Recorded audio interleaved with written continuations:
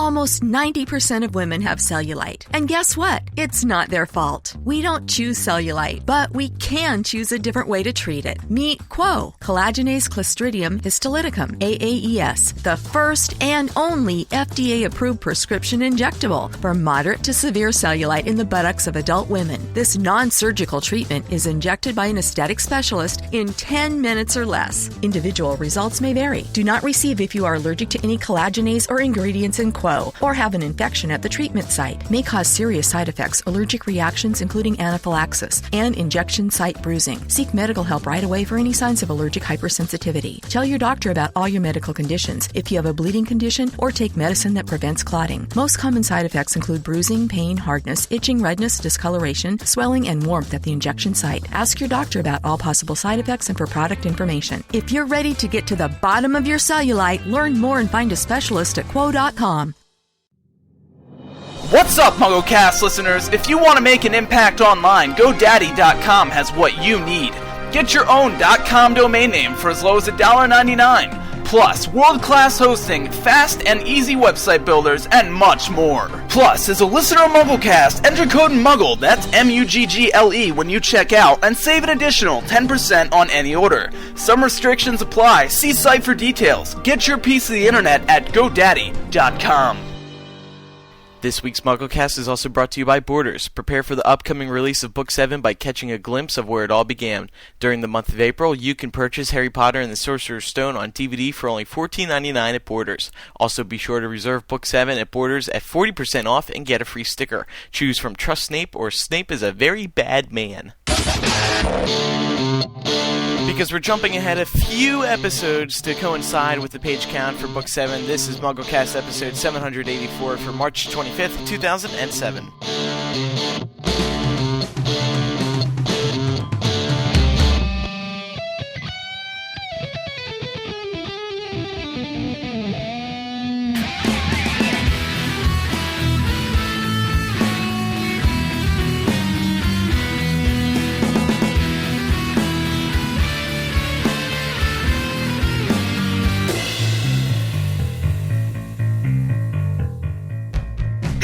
Got an email here this week, Jamie. I'd like to read on the show.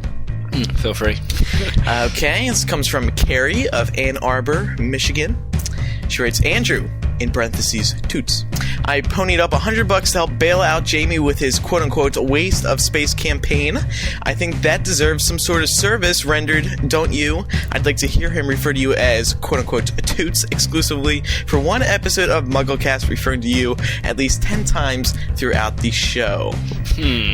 Jamie, now, Carrie, you might remember, donated $100, as her message just said. Yeah. That's a lot of money. What do you think about this? Well, I have two answers for this question. The first one, which is, thank you very much, Carrie. It was absolutely ridiculously generous of you, and thank you to everyone else who donated. It was an absolute success, but I just can't bring myself to call Andrew Toots, so your $100 will be back in your account soon. Okay, I'm lying. Of course I will call you Toots, Andrew, for a show. Yes! Dude, you can't just give in because somebody donates. I can. This is a lifelong commitment to not call Andrew by such a stupid name. I don't believe it's stupid. I think it's a very nice thing. Oh, you British. You always back down. Yeah, just surrender. I'll just write a retraction after the show. It's fine. Don't worry. Yeah, we'll sort it out. All right. I'll pretend like I didn't hear that. Yes, Carrie, of course I will. So, all right. Back to you, Toots. Thank you, Jamie. That's one. Ding, welcome to the show, everyone. I'm glad we got that out of the way. We have a lot of news to discuss this week, and we have a voicemail bonanza. Woo-wee. I'm Andrew Sims. I'm Eric Skull. I'm Jamie Lawrence. I'm Laura Thompson. And I'm Micah Tannenbaum. Why did I say Andrew Sims? I'm Toots.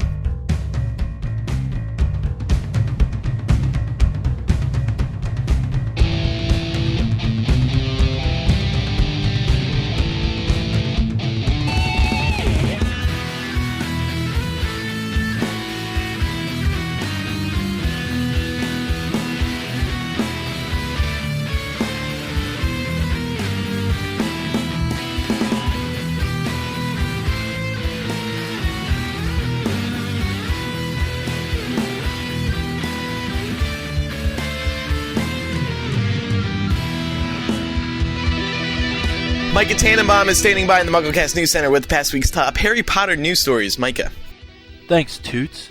Of course, the big news, Scholastic announced earlier this week that the US edition of Deathly Hallows will contain 784 pages, making it the second longest book in the series behind Order of the Phoenix. The US version of the book will have an initial print run of 12 million, and for those concerned about the environment, the publisher has also revealed that each of these copies will be printed on paper that contains a minimum of 30% post-consumer waste fiber. The big movie news, Warner Brothers announced in a press release on Friday that Dan Radcliffe, Emma Watson, and Rupert Grint are all officially signed on for the final 2 Potter films. Each of the 3 actors, along with producer David Heyman, were quoted in the release. Of particular concern for the final 2 films was actress Emma Watson, but she said, "I could never let Hermione go. She is my hero. I love her too much and love what playing her has meant to me. I'm excited and honored to be finishing what I started and playing her in all 7 of the films." The Order of the Phoenix video game is slated for a release 1 week before the July 13th release of the movie. The game's senior designer has said, "You're going to see all of Hogwarts based on the blueprints from the movie. It's all there and it streams without loading. We're showing some places that have never been seen before, like Grimmauld Place." Finally, a group of 6 youngsters recently caused £50,000 worth of damage to the Hogwarts Express used in the Potter films. The group members, some as young as 10, broke into the West Coast Railway Depot at the former Steamtown site in Carnforth, England, and destroyed the train's windows using its emergency hammers. Patricia Marshall, managing director of West Coast Railway, said, "It will take at least 1 month to repair because so much damage was caused." That's all the news for this March 25th, 2007 edition of MuggleCast. Back to the show. Okay, thank you, Micah. Yo. What did you think of the Micah Tannenbaum impressions on last week's live show? I don't know. Be brutally honest. No, be brutally honest. Go on. They weren't Go on. up to par. I'm not going to lie. They weren't, No. were they? Oh, Micah, nobody can replace you, though, so you just got to give them a chance to Yeah. try to beat you. Just because you're so cool that other people can't even get close, there's no need to rub I don't believe those were the words I just used, but... Speaking of the live show, Jamie and I would like to thank everyone for coming out. Who came out? It was a great success, I would say, Jamie. It was absolutely excellent. Our first live show in the UK, and although we were nervous beforehand, we thought it went pretty well.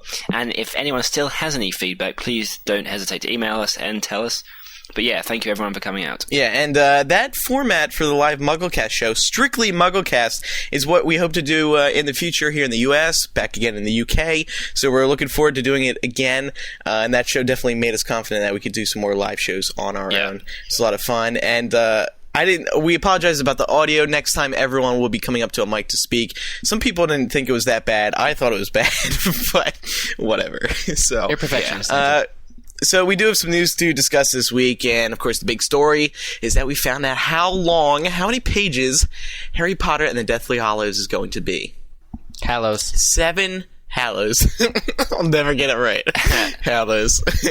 Never get it right. It's such a weird piece of news because it's good because you think, oh my god, this it's so many pages. Think how many we're gonna have to get through. 784. That's a load. But then it's less than Order of the Phoenix. So you think even the biggest book that we've had, book 7, the sort of ultimate book is going to be smaller than Order of the Phoenix. Yeah, but it's not like it's the smallest book That in the sounded way too series. It's enthusiastic. not. No, I By know. the way- It's not by a lot. By the way, You seem really hurt by that, by the Jamie. way, let's see how many pages it is. It's 784 I pages. said that. You did? Hey, Andrew, Yeah. do you know something? Pay attention, sorry. Toots. Sorry. Okay, sorry, Jamie. Number 2. All right. Yeah, we got some numbers. I have some numbers here. Sorcerer's Stone, 309 pages. COS, 352. Prisoner of Azkaban, 448. Goblet of Fire, 734. Order of the Phoenix, 896. Half-Blood Prince, 672. And now Deathly Hallows, 784. So, actually, seeing it as... What, you said 734 was Goblet of Fire in the U.S., and this Yeah. is actually only 50 pages more than that, as opposed to, 90 pages more than that. So I guess you could say it's in between Goblet of Fire and Order of the Phoenix. Not chronologically speaking, of course, but page numbers. Just in case you Just in case you didn't know that. Yeah, Just in case in you forgot case. what order the numbers come in. No. But actually, I think it makes sense in a way. I mean, I would have liked it to be maybe longer. I don't know. I'm content with it. Thing to realize with Order of the Phoenix is that she had to keep so much rolling with it.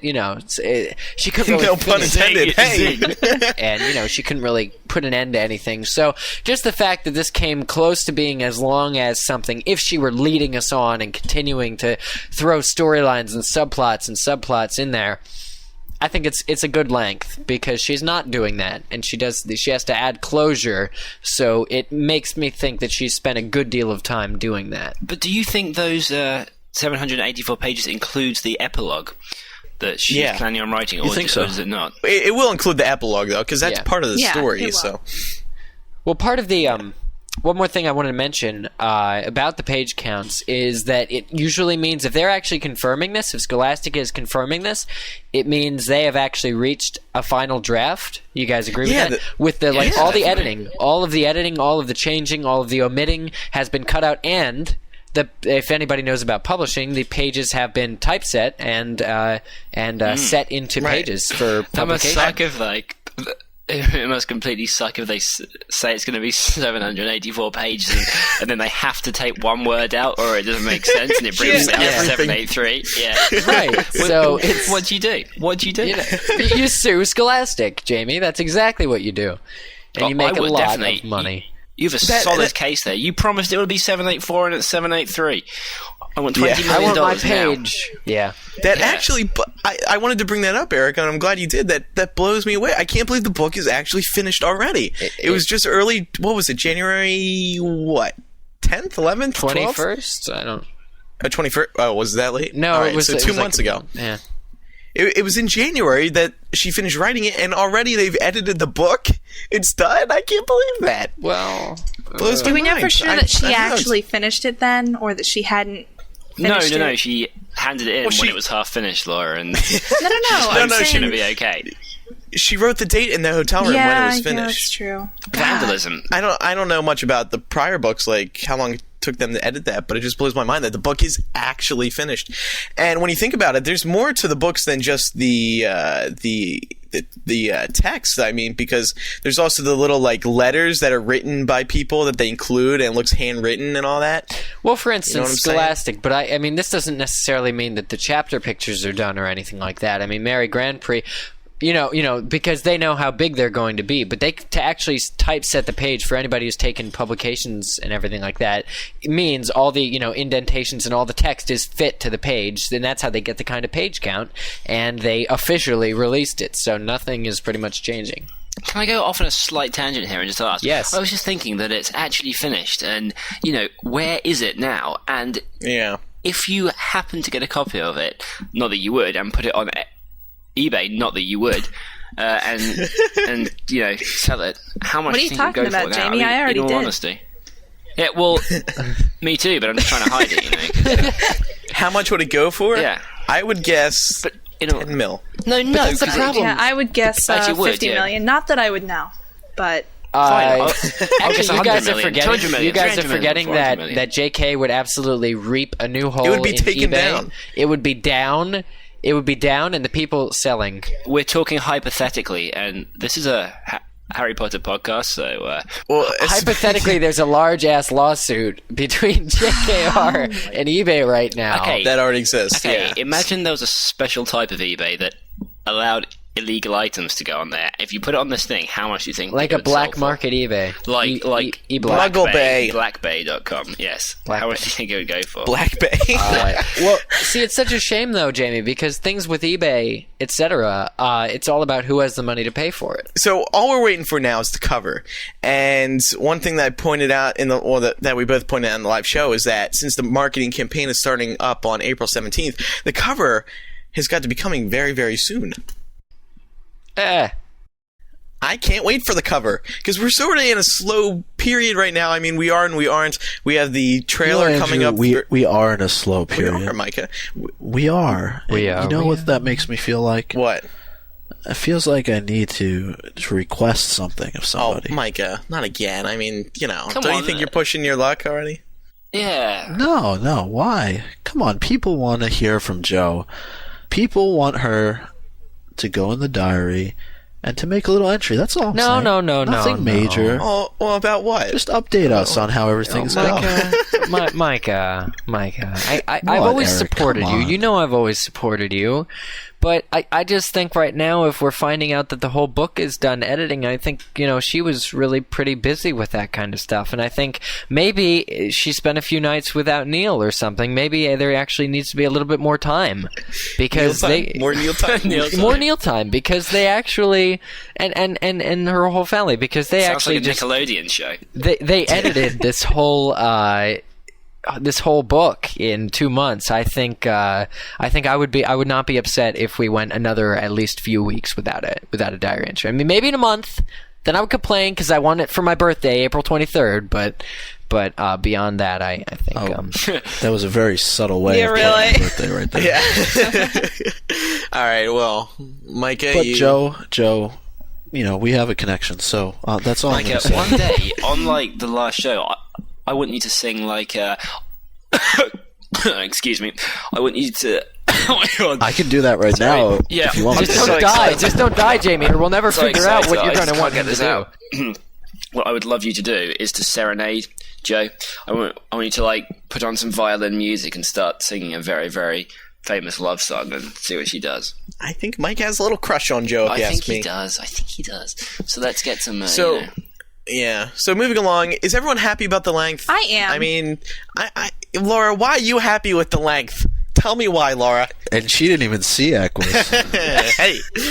Okay, so Laura, what do you think about the length of the book? I think it sounds really, really good because I don't really expect the last book to be as long as Order of the Phoenix because there's so much that needs to be covered, and I think Jo knows that. And there's really not much wiggle room in this book because there's so much that needs to get done, and I think she knows that. And because she knows that, she probably centered the whole book essentially around what it's supposed to be about.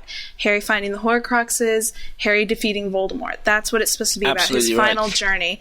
And the idea that 784 pages are going to be devoted to that really gets me pumped. I'm so excited. Absolutely right. And if you take Order of the Phoenix, everyone admits, and this isn't saying it was a bad book, but there was stuff in there that could be taken out, and you could easily cut it down to a 700, 600 page book. But see, as a fan, I loved it because there was so much extra stuff in there. But of course, yeah. But as you say, Deathly Hallows will probably, every single thing will be essential reading. So in effect, it's a book that is a lot longer than Order of the Phoenix for canon, information.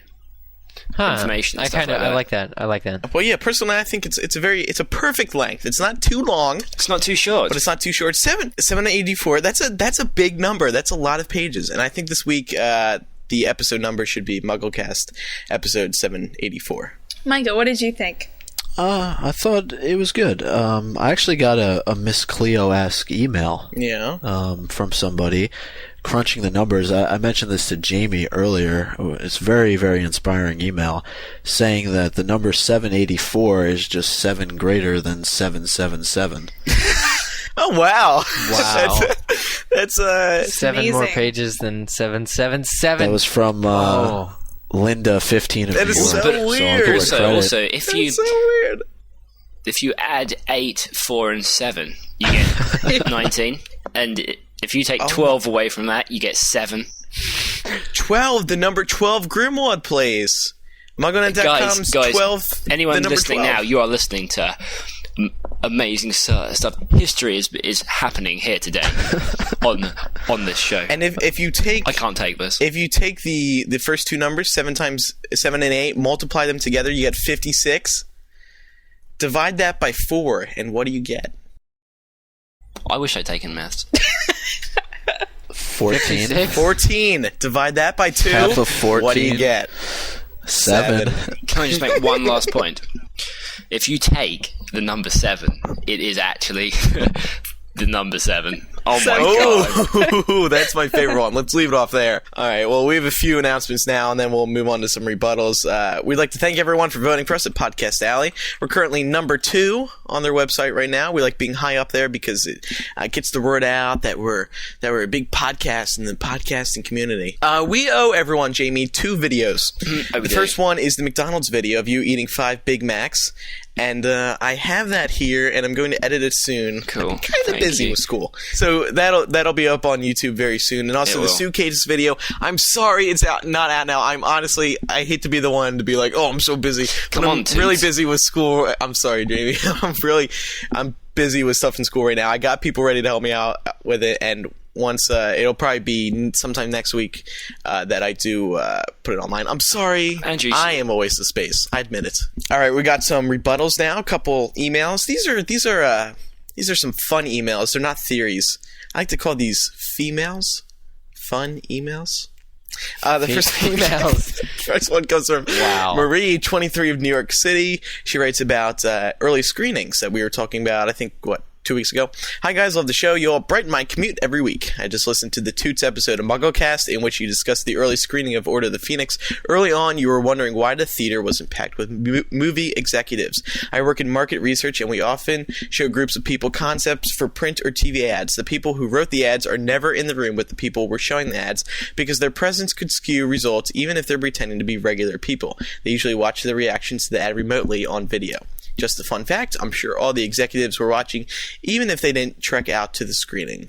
Good points. And what is also interesting about this is that they do it in Chicago, in America. They don't do it in the UK. So, I guess it's all about the American Must be. moviegoers. It's all they care And then about. and then we got another email here, Brittany16 of Stony Brook, New York. She has a question for us. Hey guys, love the show. Just wondering if you know when the New York City premiere of Order of the Phoenix will be. Will you guys be there? And will there be a podcast? Love, Brittany.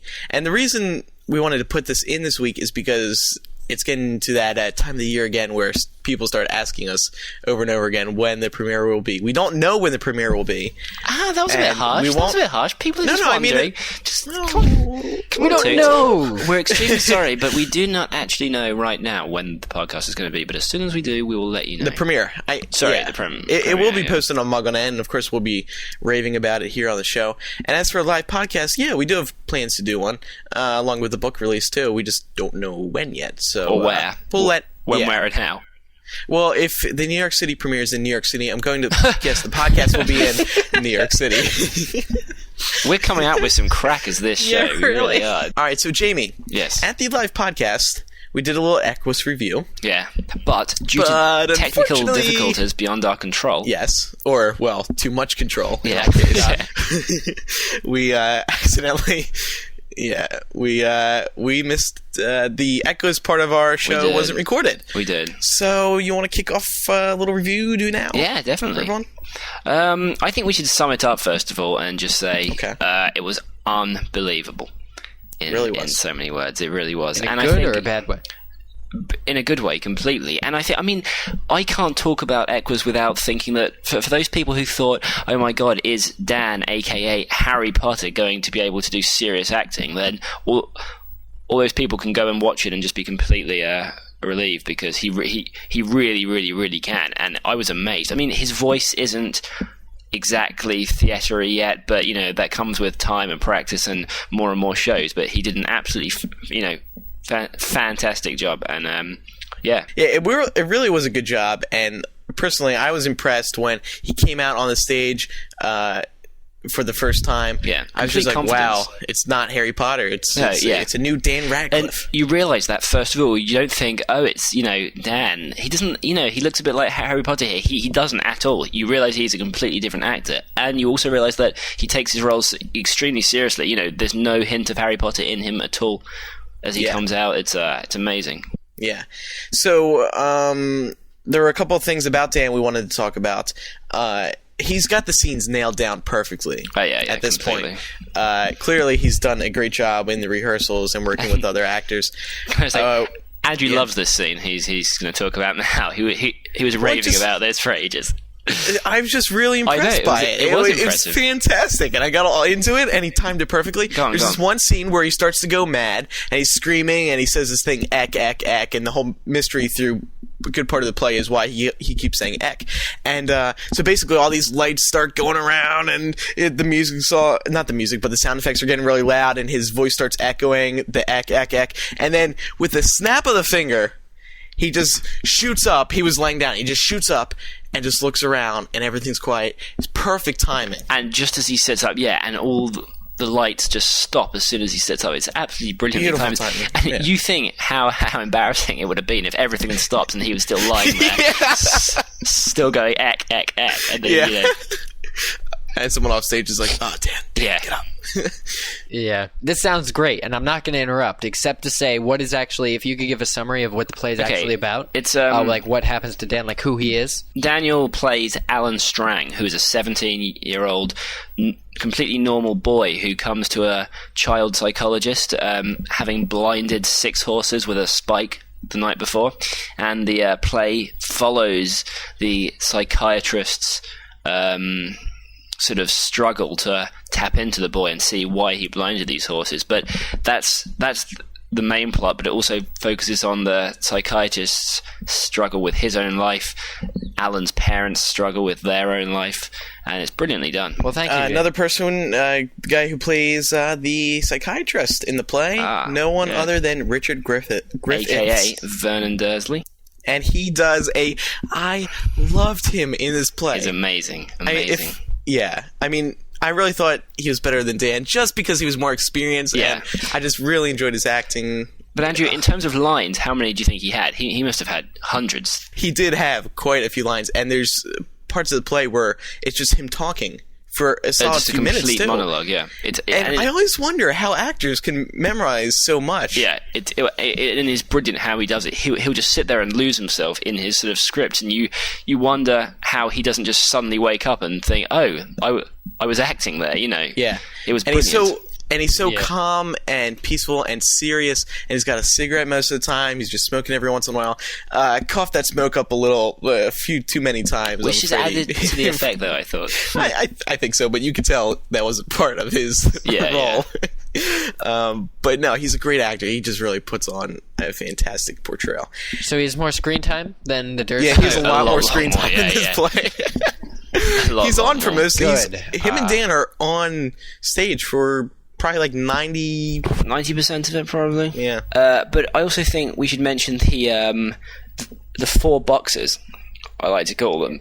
Basically, the set involved, it was sort of a general, standard set with a rotating floor. But on this floor, there were 4 black boxes, and everything, all the furniture, all of the, sort of stage, furniture was constructed out of these 4 boxes. So they'd form a bed, they'd form a seat, they'd form like the interior of a shop, they'd form a stable. And even though they were just 4 boxes, the Dan's and Richard's and all of the other actors' movements around them made you think you were actually on these things. It was brilliantly done, and they clearly practiced it. And they'd like transition scenes, so they'd walk around this box, and suddenly the entire atmosphere would change. Like they'd walked into a different room, into a different studio. It was brilliant. Right.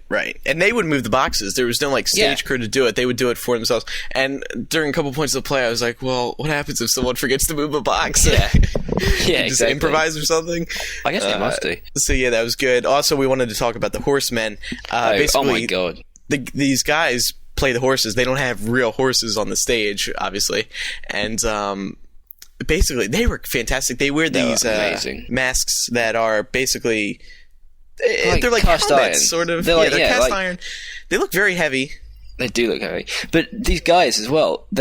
These guys are sort of 6'5", 6'6", lean, tall, and they've got the horse's actions down to just absolutely brilliant. Like the neck movements. The neck movements, the face movements. It's just absolutely brilliant. You honestly think you're on stage with these horsemen, and everything they do is just absolutely brilliant. I mean, for me, they stole the show completely. I thought they were just absolutely brilliant. Yeah, they were very cool. But didn't you think the masks were kind of, creepy? They were very well done, but just a bit. Oh, I guess they were creepy if like you were sleeping and you woke up and one was right over top of you. I'd be freaked out a bit. Yeah, I mean they were cool. I really thought they were well done. They really were. And then they also had hoofs. They had hoofs on the bottom, and so when they walked, they sounded like horses too. Yeah, it's brilliant. Oh yeah, the effects were just amazing. The sound effects. Yeah. Oh, and then the best part, little spoiler here, is at the end when Dan. Everyone knows this. When Alan starts whipping the horse's eyes out, and their eyes are actually lit up, but to illustrate that they're blinded. Right, the lights in their eyes would go out, and that was very cool. And can we say the final scene is just amazing. Everything that has been done so far is built up to this final scene, and whilst there is some humour in the rest of the play, there's like a cut-off point about 2 minutes before the final scene, and you just know there will be no more laughs. The entire audience sort of dies down a bit and, falls back into their shells and just creeps over the edge of the seat in front just to see what's going on. And it's a scary last scene, but it's done so well. Absolutely brilliant.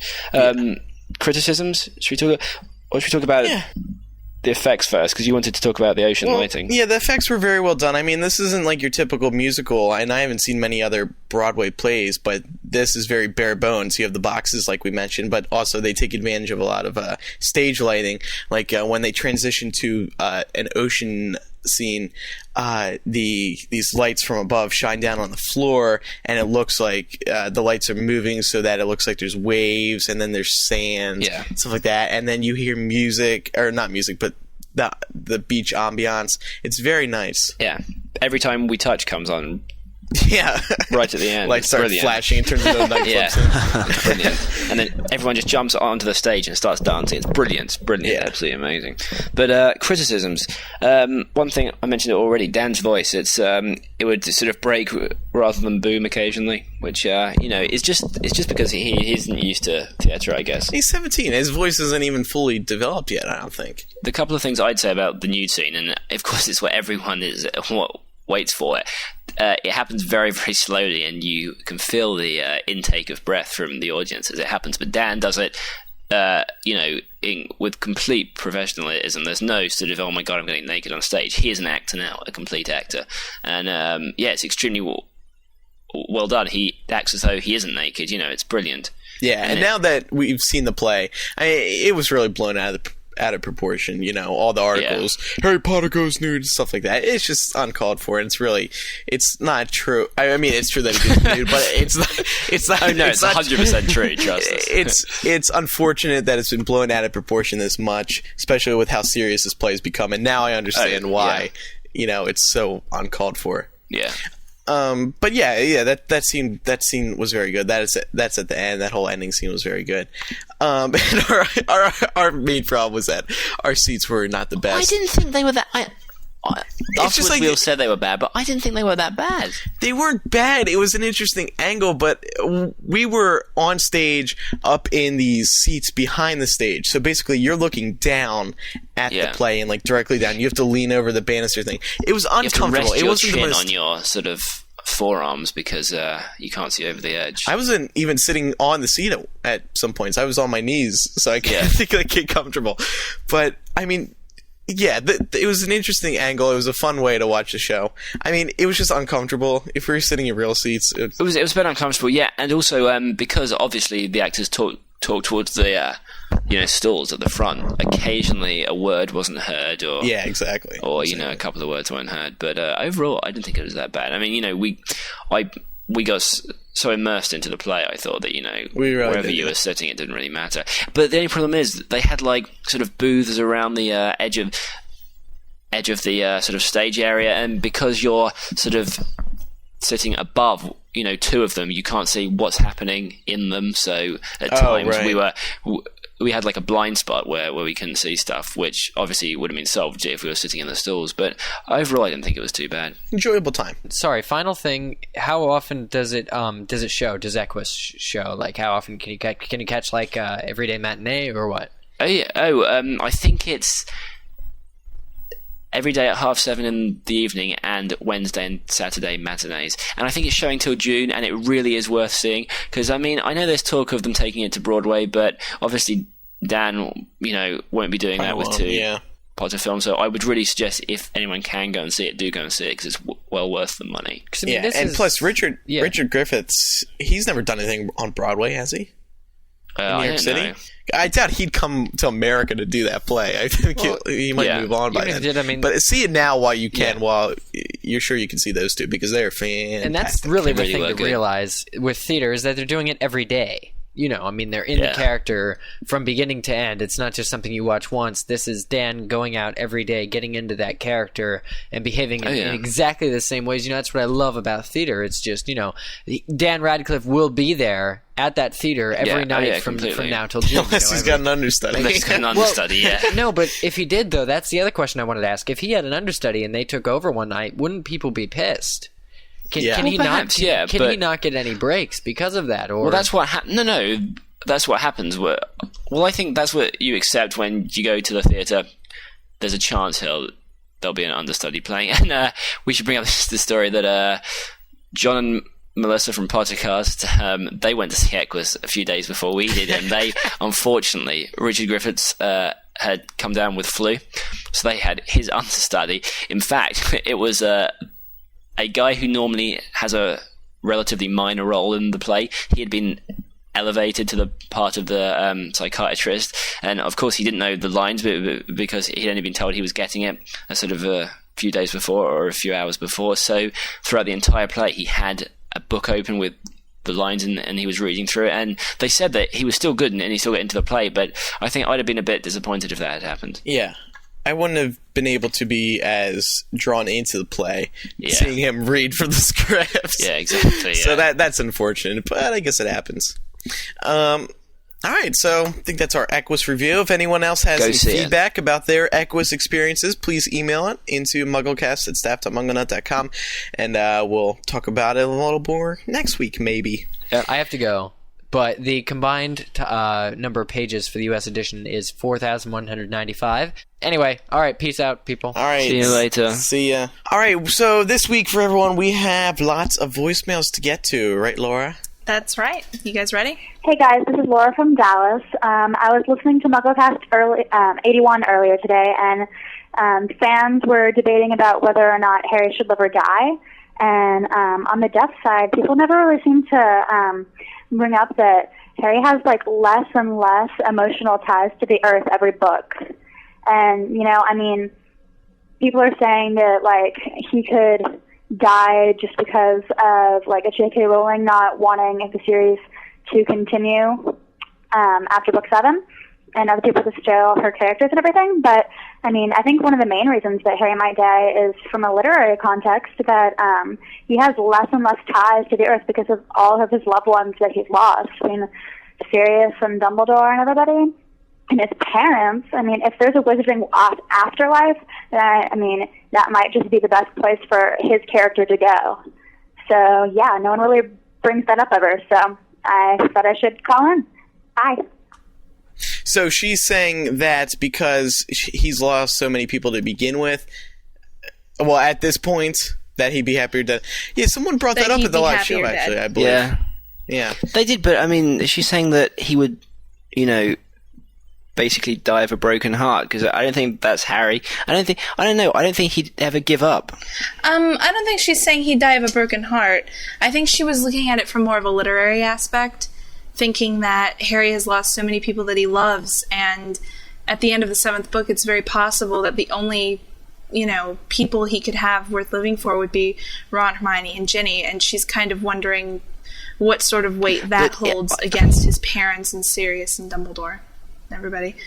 And that's assuming that those 3 don't die. I think that part of the reason that J.K. Rowling has written this character is to show how he perseveres through all this type of thing. Yeah, I agree. And for him to just sort of die because it's the easy way out, in a sense, to be reunited with all those people, I don't think that that's necessarily the case. Well, the thing is, I don't think that he's going to die to be reunited with anybody, but in her defense, I don't think that's what she's saying. I think she's not looking at it from kind of a weakness of Harry's character. She's looking at it from a literary point. But I understand it. So is she just saying that in classical, literature and literary devices, people die when everyone close to them is when they have nothing? Well, yeah, because the thing is, how on previous shows we've talked about how certain characters, and I'm not saying this is true of every character, because then Ben has a heart attack. But certain characters in these books have died because they've served their purpose in the series. And I think that's what she's saying. That maybe after Harry kills Voldemort, there's really no point in him being around anymore. But he is the series. It's harsh. A little harsh, but... Well, isn't it the case that in any fiction tale that whenever somebody dies, they have finished served their purpose? That's kind of a literary... No, because people... So, but if we take it that way, then if Harry dies, will he have served his purpose? Sirius didn't completely serve his purpose. Yes, you could say, he did. No, because you could say that his purpose was to be Harry's godfather. Well, he wasn't doing a very good job of it. Well, I'm sorry, Laura, that you think that everyone should just die and that'll be the end of it. Yeah, we don't follow I'm that not attitude. Andrew. I don't think that everybody should die. Yeah, he does, yeah. When did I ever say anybody should die? Everybody. I guess that was die. Ben. But you still think Harry should die, so I don't want to talk to you. But I do think Harry should die. He's gotten away with too many Yeah. things. And this is the 7th book, and 7 equals everything. Yeah, it does. According to everyone, so... Yeah. he should 7 die. equals death, right? I don't know. That's I a mean, very I think logical argument. it would depend on what Toots. happens in the final book. I mean, I think it depends who else dies.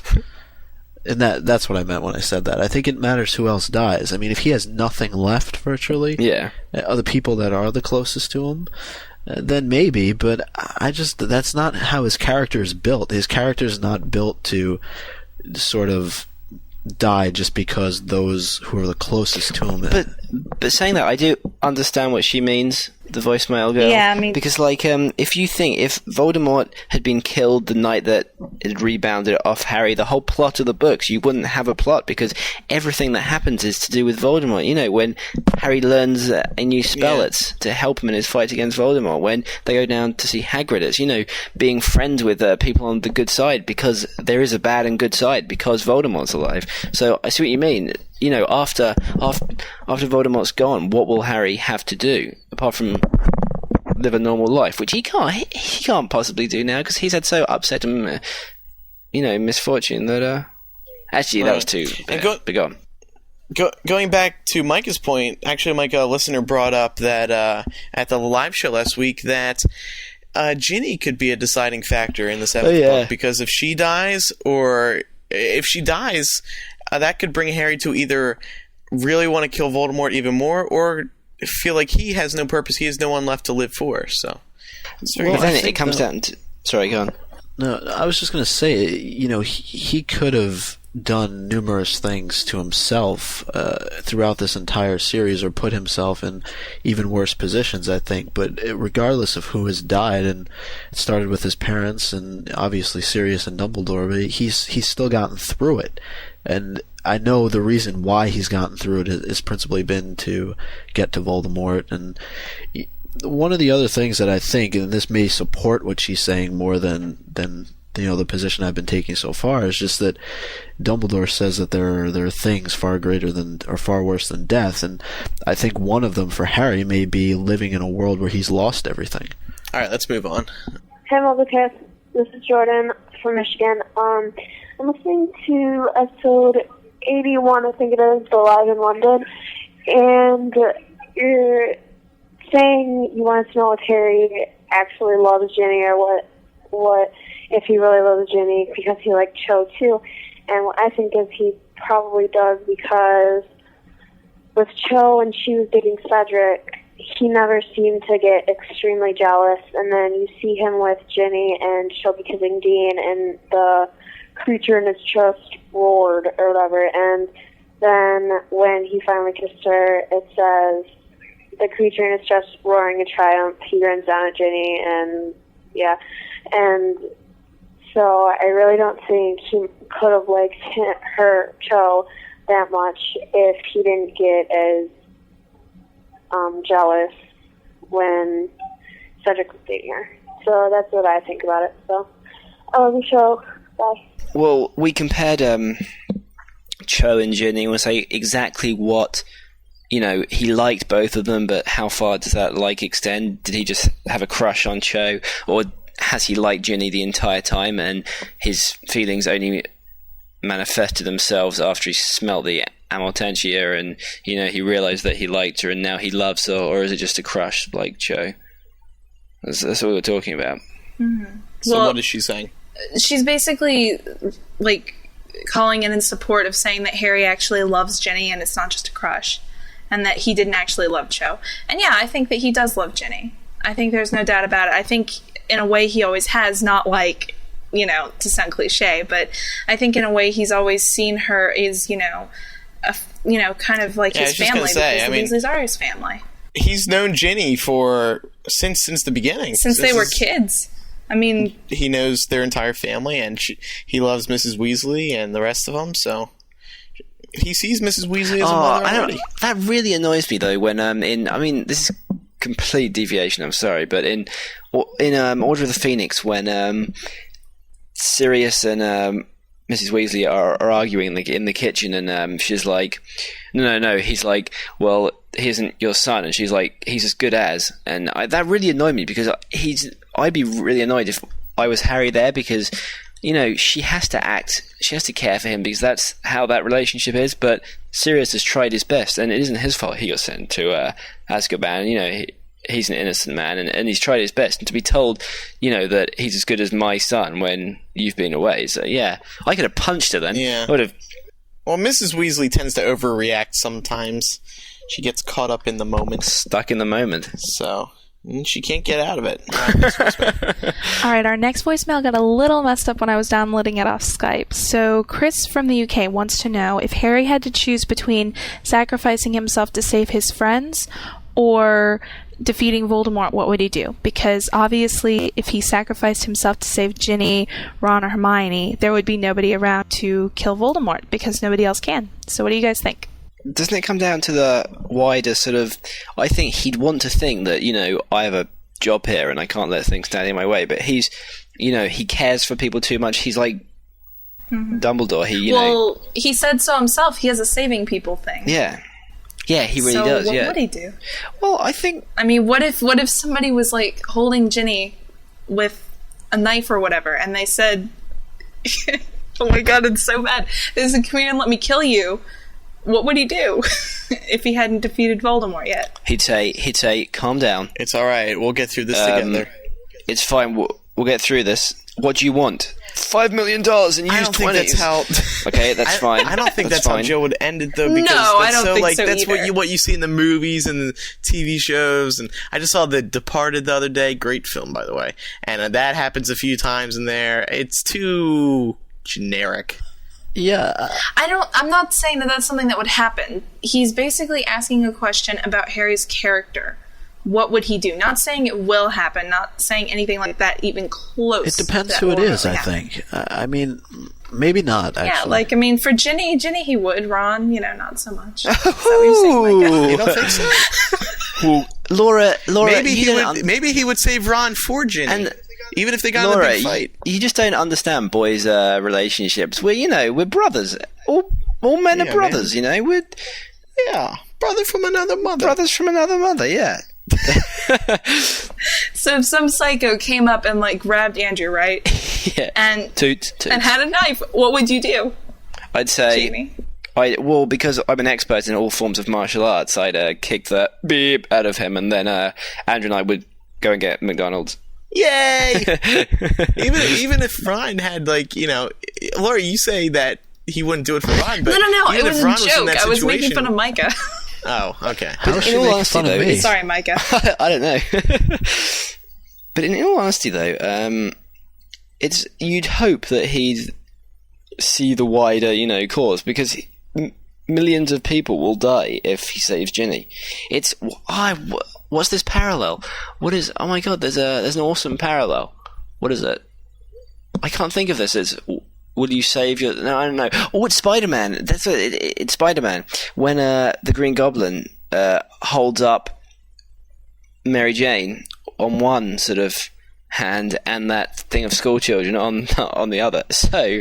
Oh, yeah. And he manages to save both, so I'm sure that Harry would just do the same. Yeah, he just spins some web and kick Voldemort's ass. and save Ginny. That was a very cool scene, by the way. I thought the cool. kids were screwed Yeah, for I sure. thought they were as well.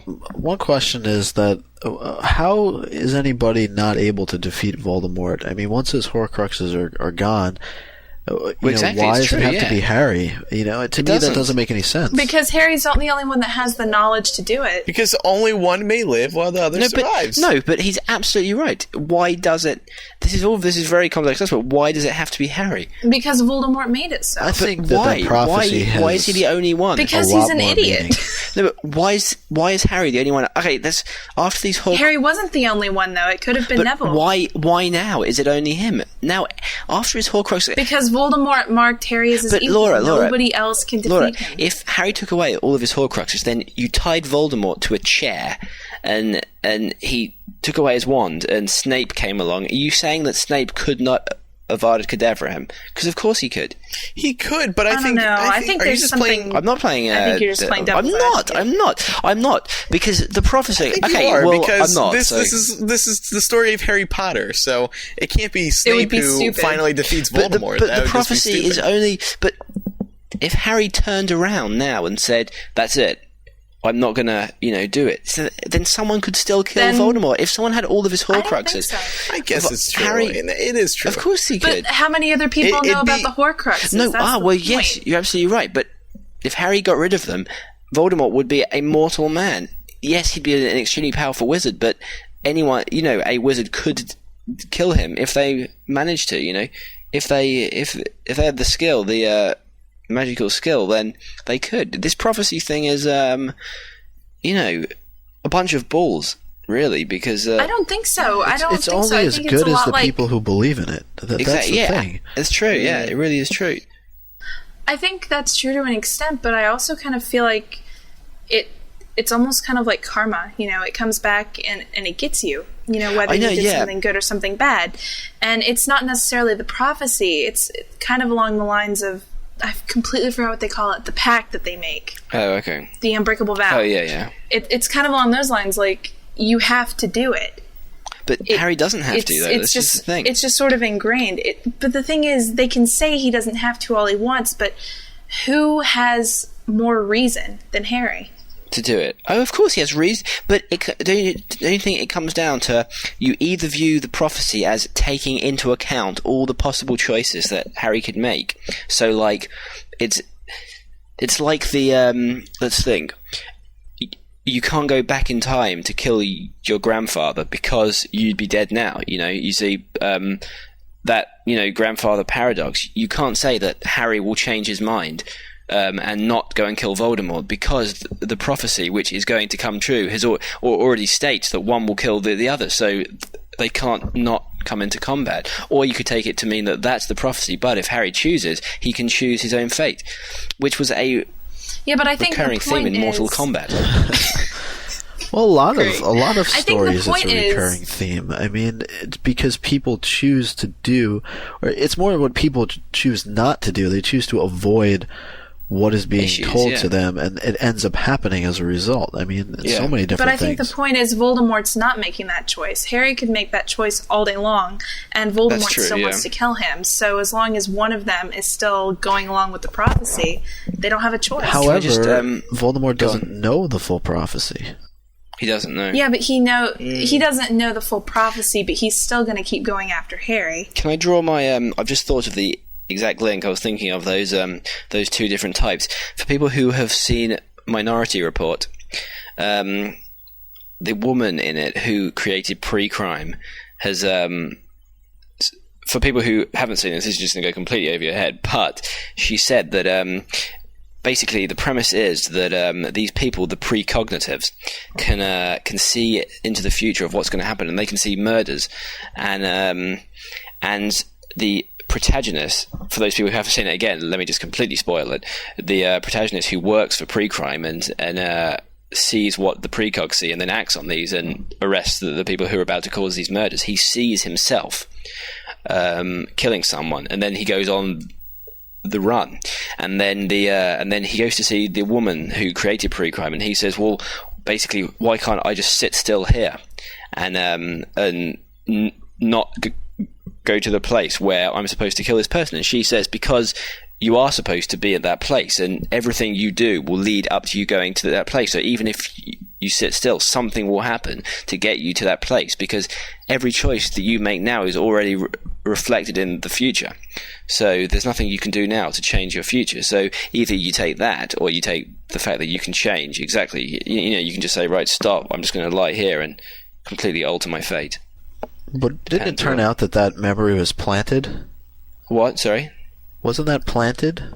No. It actually happened. He actually went to the place where he was about to kill, and he was about to kill the person. But he didn't kill him, did he? I can't remember. I saw it. I think he actually. Wait, did he kill him? Yes, he did. He fell out the window. He shot him. Yeah, but because he thought he kidnapped his son, but he actually hadn't. And very interesting film, though. Oh yeah, especially the refrigerator scene. That was disgusting. What? Oh, that was awful. Jamie gives it 2 thumbs up. Huh? Yeah. Hi, MuggleCast. My name is Hilary. I'm from New Zealand, and I'm calling about RAB. Most of the time when I hear you talk about RAB, let's just assume it's a he, you seem to think that he knew there were multiple Horcruxes. But whenever I read the locket, because he says, I have stolen the real Horcrux. To me, it seems that if he knew there were multiple Horcruxes, he would have said, I have stolen this real Horcrux. I think it can be read both ways, though. So anyway, I'd love to know your thoughts. Thank you. Very interesting. Very interesting. So what does that mean? Or maybe it was just one that they were looking for. Well, what if it was... And I kind of thought of this, but it seemed like it would be kind of anticlimactic, like it was the one big Horcrux, like there was something special about that one. But it would seem silly if Harry didn't get a special one. You know what I'm saying? What, for his birthday? Yes, Jamie. I think it's just the Horcrux because it was the one that Regulus was looking for. Yeah. But why that the one? The point is, does he think he just split his soul like... once? Or did RAB think that Voldemort had just, split his soul once? Yeah, did he think he only had one Horcrux? Well, what would be the point of that? Well, it would be very productive. It would be if you think about how often people give RAB so much credit for being a character that we've never really seen before. And if he honestly only thought that there was one Horcrux, that kind of just eliminates his character out of being, really. I mean, he wouldn't have any use in the 7th book. Well, what do you guys think? So we're essentially looking at him being a major player or not. Well, I've always wondered, is it possible that Voldemort entrusted information about Horcruxes to different Death Eaters, so not all of them knew necessarily about all of them, but individually maybe some of them knew. I don't think he'd tell them anything. It's just he doesn't take risks. It's pointless. Well, then how would RAB have known about this in the first place? Well, there's always a way of finding out. Perhaps he, used legilimency. He read his diary. Yeah, he read his diary. He witnessed the killing. Dearest diary, today I killed someone and split my soul. Have a good day. From Voldemort. That must be a distressing diary to read. I mean, think of the stuff he's done. Went to kill a young boy. Backfired. Damn. From Voldemort. Don't worry. Killed his parents. Hey, MuggleCast, this is Mercedes. I had this great theory pop into my mind. When Ginny was down in the Chamber of Secrets with Voldemort's memory of Tom Riddle was really making her a Horcrux. And he was transferring the Horcrux that was in the diary into Ginny. So when Harry stabbed the diary, he wasn't really killing a Horcrux, and he's going to have to kill Ginny because she is the 7th Horcrux. I think this is a fabulous theory and really cool. So, thank you. Tickles. Actually, if Ginny were a Horcrux, it would mean that Voldemort actually removed his soul from the diary and that Harry thinks he's destroyed one, but he hasn't, which ups the number of Horcruxes. So. But that would bring into play the can Harry kill Ginny but let's for the wider discuss cause. it. Yeah, that's what we're doing. That sort of relates to an earlier voicemail. So good work. Well, I think that a lot of people really responded to your discussion on Ginny, I guess, at the live show. She is an important character. You know what's so great about the live podcast? Yeah, but you know what's so great about the live podcast, real quick? It's the instant feedback. Yeah, definitely. People are just going left and right with feedback, and now we have all these great new ideas because we were able to do it so well. And out of all the stuff we talked about, I think Ginny was the most productive. I don't think people pay enough attention to her. Not only is she powerful, she's powerful emotionally. She's an object of Harry's affection. She's, and that is a very interesting point. What would happen if Voldemort had turned her into a Horcrux? It would mean that, Harry would have to kill her, unless he only turned her foot into one, in which case he could just cut that off and destroy it. Cut off her foot. No. Ginny, I have good news and bad news. The bad news is you're Horcrux. The good news, I just gotta amputate your foot. Scalpel, wand. I always thought that Horcruxes had to be inanimate objects, though. No. That's what I kind of had the impression of. Nagini. But then you think about, Nagini. Sorry, Nagini. And not to mention, according to MuggleCast, what will happen in Harry Potter 7, Who Lives, Who Dies, Who Falls in Love, Harry's a How the Adventure Horcrux in that finally book, isn't ends. he? Harry is a Horcrux. Was he a Horcrux or his scar? Good job, Horcrux? Andrew. Wasn't that you that wrote that? What? So he's just got. Look, I have a pen name, and then I don't have a pen name, and that one wasn't written by me. That was the real Andy Gordon. You can't say that. The thing is, when you say that his scar is a Horcrux, if physically his scar is a Horcrux, then all he has to do is excise a centimetre of flesh, and then he's free from it, which obviously isn't the case. So it has to have an emotional. That'd be too easy. Exactly. It's so funny. It's like in Saw 2 when he cuts the bit of flesh from behind his nose. Oh, that's disgusting. But yeah, you'd be getting one of these. Yeah, you would. Yeah, Just be too easy. I love that. And I would love that. I would pay Jo. Not that she needs the money, but to have the final line. You're gonna pay her? Then hell yeah, she's gonna do it. To be like the final line. And Voldemort said, "Actually, I'm tired of being mean. I'm going to be nice." And Harry pressed his "that was easy" button. That was easy. Dun, dun, dun, dun, dun, dun. All right, I love Harry to have a "that was easy." More summer topic. Back to our. What were we even saying Ginny here? being a Horcrux. Good, the last real thought. If she was, what would it mean for Harry? Would it mean he would have to kill her to defeat Voldemort? But wouldn't that completely ruin his life? You can't. Yeah. But he shouldn't. He can't have a ruined life. Not that it's too good at the moment. He already does. Yeah, I was going to say. No, but it has to end on a positive note. You're no, right. but see, here's the thing, Jamie. I mean, gosh, if Harry has to kill Ginny, then that means that other voicemail caller talking about Harry having to die, I mean, that would fit in quite well. Andrew would be happy because then Harry would probably go jump off a cliff. Yeah, and he'd get his misery in the books that he loves. See, here's the thing. If Ginny dies, he, like we were saying earlier, he really doesn't have anything to live for. He's got Ron and Hermione. He's got his friends. No, but what I'm saying is he's lost so many people. How can he walk on? Walk on. How did we know that was coming? Andrew, he'll be... Seriously, though. I don't like it. I don't like these theories. Why don't you like this? I don't like these theories about people being Horcruxes, or parts of people being Horcruxes. I think that Dumbledore laid it out pretty well. I think maybe with the exception of Nagini, he may be wrong there. It may just be another object of one of the founders that we didn't know about. I don't really like the whole idea of Harry, or I just don't like the idea of people being Horcruxes. I think it's too easy to sort of say, oh, well, Harry's a Horcrux or Ginny's a Horcrux. I don't think that adds any different element to the story. She could kill herself as well. It's like Voldemort wants things that aren't going to, spoil his plan, and putting it into a person who could potentially destroy his Horcrux, just seems, But the reason they thought that Ginny was a Horcrux was she moved in mysterious ways. She really does. She really does. It's all right, though. It's all right. But then she was gone. The one thing, though, because we've talked about this on another show, I think there's so much you have to go through and explain if she's a Horcrux, sort of the steps that she's taken throughout the series. Okay, it's Daniel here from Melbourne in Australia.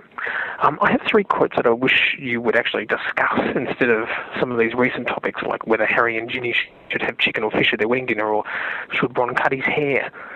I'm relatively new to the podcast, but particularly now you have a name for the new book to try and fit into the possible outcome.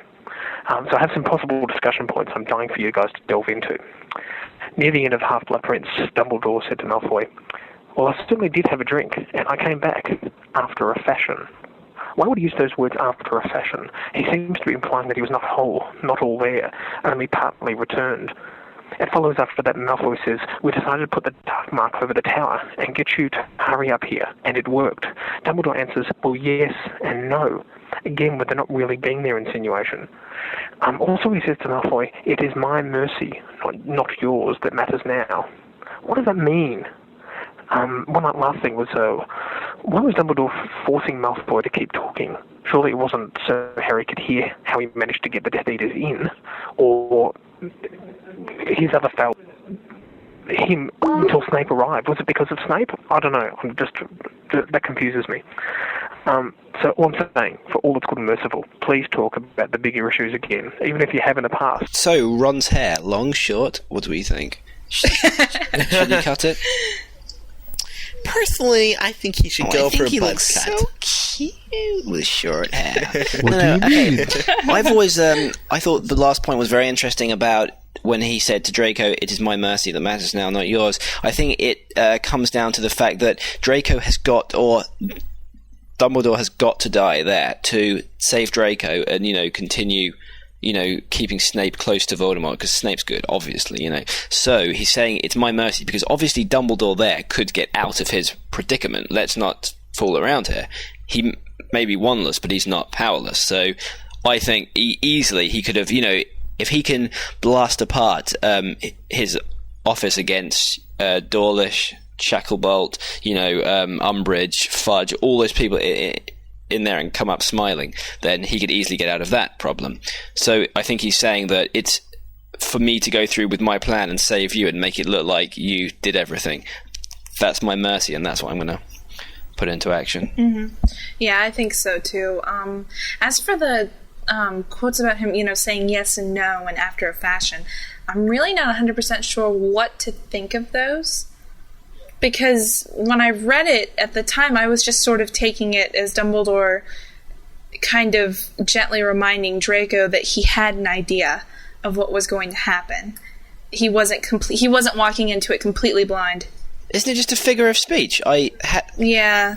When you say I had a drink, it implies an alcoholic drink, but he meant a potion drink, and he said, "Yes, I had a drink, a kind of drink, after a fashion." I think it just means that. It's just a... I mean, I think he's kind of looking at this from the standpoint of, we have seen specific things that characters have said in the books before that were seemingly meaningless, and then it came into... I think it's just a sense of humour, though. It's Dumbledore's sense of humour. Yeah, right. I think so. And Dumbledore's not going to give Draco full answers anyway, so it's going to be very mysterious. In any case, I don't think this supports any sort of Dumbledore's alive theory. No. Which is none, so what difference does it make? Which is, exactly. A lot of people still maintain that he is. Although because it comes down to the fact... Joe didn't say that he's not. Yeah. We all just imagined it. And also, when someone dies, it normally means they aren't alive, so, Right. Usually means they're, what's the word I'm looking for? Dead? Deceased, maybe? Hi, MuggleCasters. My name is Hansika, and I'm from Chicago, Illinois. And I have a question for you. I was wondering, you know how all descendants of Salazar Slytherin, they have the noticeable characteristic of being able to talk to snakes. So what do you think distinguishes the really smart, or for Gryffindor they'd be brave, but do you think there's something that really makes them different, like how Salazar's descendants can talk to snakes? Anyway, I was just wondering what you guys thought. Thanks so much. Bye. Courage. Yeah, I think it's... Well, yeah.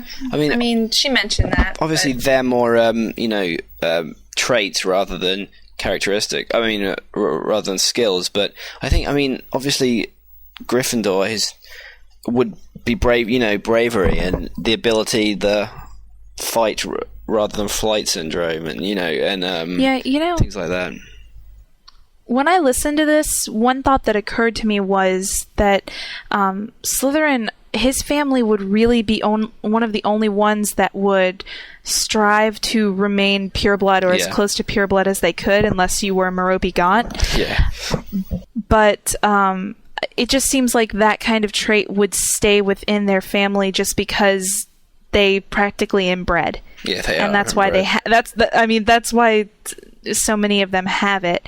And I think that any sort of talents that any of the other founders would have, they might appear every now and then, but I think they'd be pretty watered down just because they're not prejudiced. I think it's difficult because we don't know for sure who would be a descendant or who's even a candidate to be a descendant of any of the other founders. So use your imagination. Yeah. Well, I think Hufflepuff, Diggory. I mean, I don't know if there's any relationship between Hepzibah Smith and Hufflepuff, even though she had the cup. I mean, maybe that puts Zachariah Smith in a position to be a descendant. Oh, that's an idea, yeah. Or the ghost. This is just a really interesting question in general, because traits are... that's a very cool question. It is. Too bad we don't have any other descendants, though. That we know because, of. I mean, traits could be a lot of things. They could be physical traits. They could be... the one in the case of Slytherin. Emotional traits. Speaking traits. Skills, yeah. Emotional. It could be anything. Improvised British joke of the day here. What does Doe and Merope Gaunt have in common? Doe as in, like... What? Doe. Doe, a deer? No. A female? No, dough is in like cookie dough. Yeah. Oh. They're both inbred.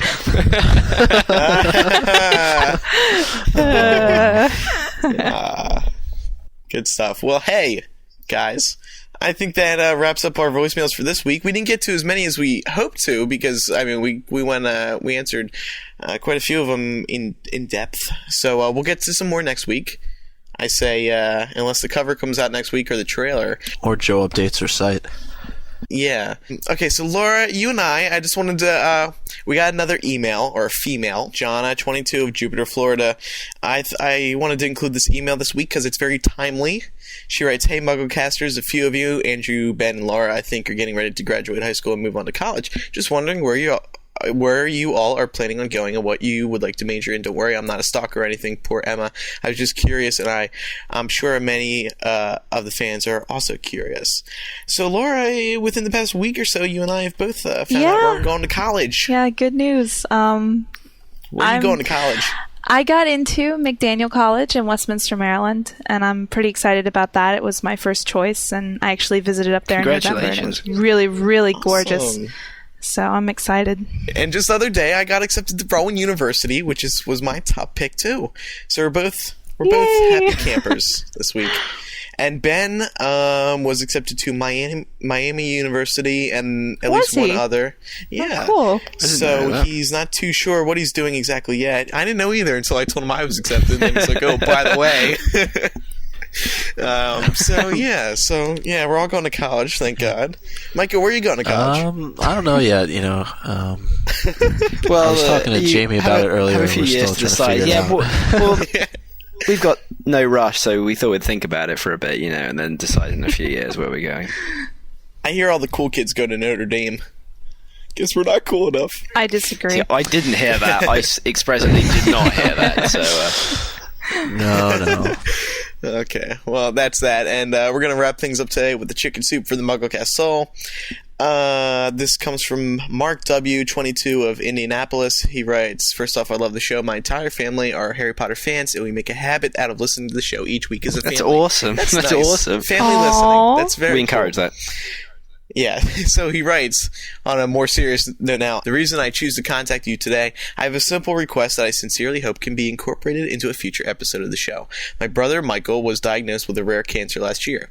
He underwent chemotherapy and seemed to be getting better, but recently took a turn for the worse. His spirits have been down, but he still looks forward to each new episode of the show, and listening to it always makes him smile." And in that family, I think Michael's listening, so enjoy the show, Michael. Your brother tells us you really enjoy it, so... Yep, shout out to Michael. He's 15 and lives out in Indianapolis, Indiana. So, thanks for listening. Thank you. Definitely, and thanks to Mark for writing in. So before we completely wrap up the show today, I want to remind everyone about our contact information. So if you want to send us some parcel mail, you can always mail MuggleCast, P.O. Box 223, Mountain Ridge, Kansas 67107. If you have a voicemail, you can always call them in to 1-218-20-MAGIC in the United States. If you're in the United Kingdom, you can dial 020-8144-0677. And if you're in Australia, you can dial 0280035668. You can also Skype the username MuggleCast. Just try to keep your message about a minute, and we'll get to some more voicemails next week. You can also contact us using the handy feedback form located on the contact page of MuggleCast.com, or you can email us with our first name at staff.mugglenet.com. You know what, guys? What, I Toots? think I'm tired of the name Toots. Thank God. I think I'm gonna retire it. It was fun for a few shows, but I think it's done. Oh. And then don't forget, you can use our community outlets, MySpace, Facebook, YouTube, Frapper, Last.fm, fan listening forums. Guys, we've reached 7,000 friends on MySpace. Wow. And I'm not even one of them. Oh, once we get to 7,777 friends, I think I'm just going to stop. Yeah, definitely. We're going to stop. No more friends. Stop adding people. So get your friend requests in now.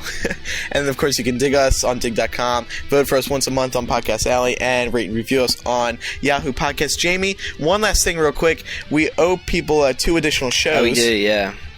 Well, I'm going to do something special for them. I don't know what yet, though.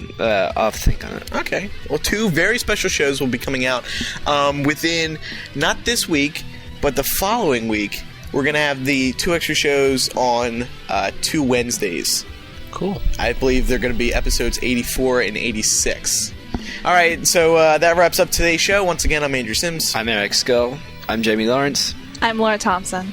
And I'm Micah Tannenbaum. Joe, I'm counting on you. Don't let me down. Another request, and I feel it coming, Micah. So we thank everyone for listening, and we'll see everyone next week for episode 83. Bye-bye. Bye, Toots. Bye, everyone. Bye.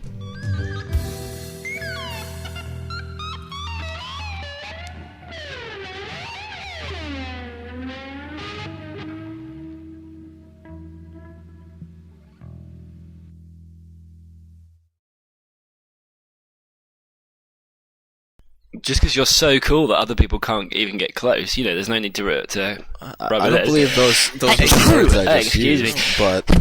Excuse me.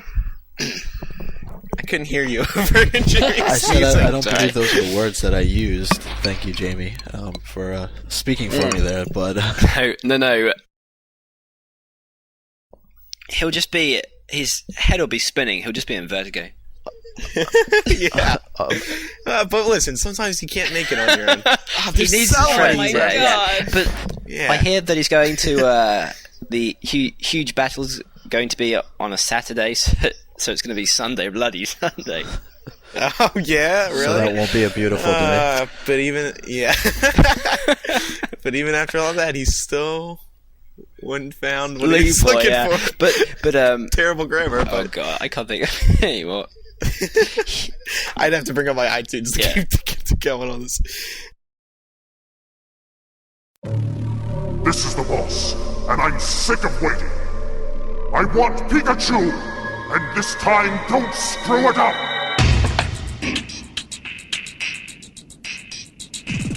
Prepare for trouble, make it double. Prepare for trouble, make it double. We'll be the richest rogues of all time. Creators of a grand design. I'll be the king. I'll be the queen. I'll be the joker of crime. Prepare for trouble, make it double. Prepare for trouble. Make it double. Make it double. To protect the world from devastation. To unite all peoples within our nation. To denounce the evils of truth and love. To extend our reach to the stars above. Jesse. James. Team Rocket, blast off at the speed of light. Surrender now or prepare to fight. That's right. Team Rocket's rocket. Talking trouble, walking trouble, double trouble, big trouble's gonna follow. Team Rocket's rocket. Talking trouble, walking trouble, double trouble, big trouble's gonna follow you. We're gonna capture Pikachu. Prepare for trouble. Make it double. Prepare for trouble. Make it double.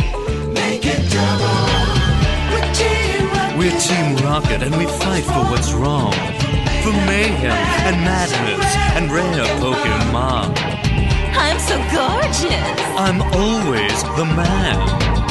You're just the players my master plan. Team Rocket's rockin', talking trouble, walking trouble, double trouble, big trouble's gonna follow. Team Rocket's rockin', talking trouble, walking trouble, double trouble, big trouble's gonna follow you. We're gonna capture Pikachu. We're always gonna try it. No one can deny it. We can cause a riot in Sunday. Ooh, a riot. We'll have you believe it. Truth can be deceiving. Do unto others is our golden rule. This is our most ingenious plan ever, if I do say so myself.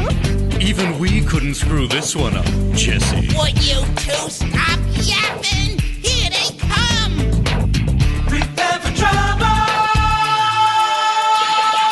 Team Rocket's rockin', talking trouble, walking trouble, double trouble, big trouble's gonna follow. Streaming only on Peacock. It's only the first day of school, and one of these four made it my last. 5 enter detention. Jesus. I think he's breathing. You want to help? I'm calling 911. 4 come out alive. Simon's dead. They think one of us did it. Based on the #1 New York Times bestseller. What is a secret worth killing for? Without Simon, you get to be valedictorian. I'm not the perfect girl you think I am. You've never done a criminal thing in your life? One of Us is Lying, a brand new series streaming only on Peacock.